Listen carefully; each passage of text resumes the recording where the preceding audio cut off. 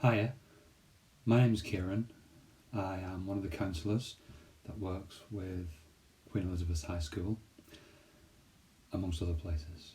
And I'm going to be talking today about the idea that gratitude can be good for your well-being. And when I say gratitude, what I mean is the kind of really deep down gratitude that lasts for a long time, rather than just that momentary kind of, gratefulness that you might feel when someone has done something nice for you, or when something kind of pleasant but passing has happened. And to give you an example, one of the things that I've been really grateful for in the last few weeks, I'm recording this in June 2020, so we're getting to the end of, I'm saying the end, it might not be the end. We've been in coronavirus lockdown for a few weeks, and one of the things that I'm really grateful for is the fact that my house is close to a river that has a footpath that runs alongside it.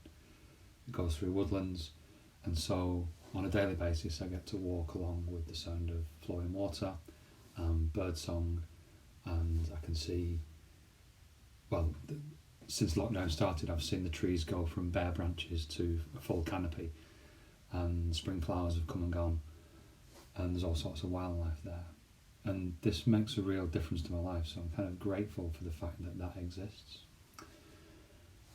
And that's the kind of thing that I think of as gratitude. You'll have to pick your own though, you can't just steal mine, alright?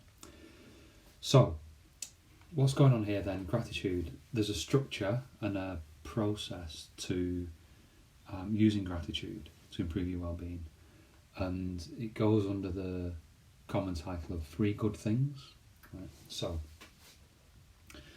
a little while ago, some psychology researchers, found that when people spend 14 days in a row spending a little bit of time identifying 3 good things from that day, 3 things that they're grateful for, they enjoy psychological benefits for up to 6 months afterwards.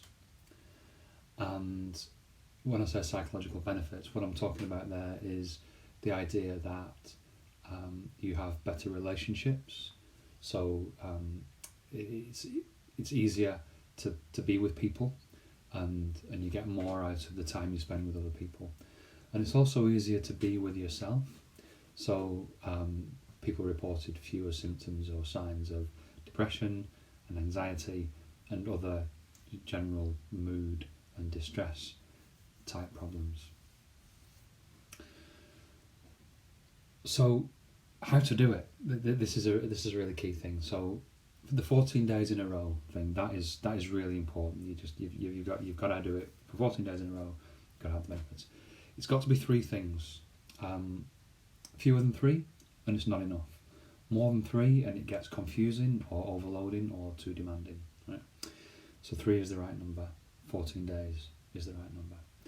And in order to make sure that you do it every day for 14 days, I've got a few tips that I want to share with you. So if you have a Gmail account, you can schedule emails for the future. And what I would propose is that you schedule an email a day for 14 days that just gives you a little prompt or a reminder to do the 3 good things. Okay. And if you don't have a Gmail account, there's another system you can use, which is a website called futureme.org. And what Future Me offers you is the opportunity to write yourself a letter in the future, an email in the future. You could do it by letter as well, I've just realised. Then you'd have to remember to write the letters every day. No, forget the letters. Futureme.org, right. So what you do is you send yourself an email for 14 days, reminding yourself the thing. The thing about Future Me is the earliest you can send your email is 7 days. So like if I decided today that I was going to use Future Me, the first email would only come to me in 7 days' time. Right. So that's how it would work. And then I'd have to plot ahead for the next 14 days. Other ways you can do it is to form a little group. So you can ask your friends or people close to you to use social media, or just, you know, a nudge over breakfast or whatever, or around the dinner table, so that, you know, if you're doing it together as a group, the first person to remember would remind everybody else to do it. You can do that on social media by tagging your friends, whoever you agreed to do it with, so that whoever puts the first tag up there or posts into the group first reminds everyone else in the group that it's time to do the 3 good things if they've not done it already. And yeah, that's it really. That's all I wanted to share on that, except to say that, just to emphasise that the research evidence for this is really quite powerful. So it's quite convincing. So it's worth giving it a go.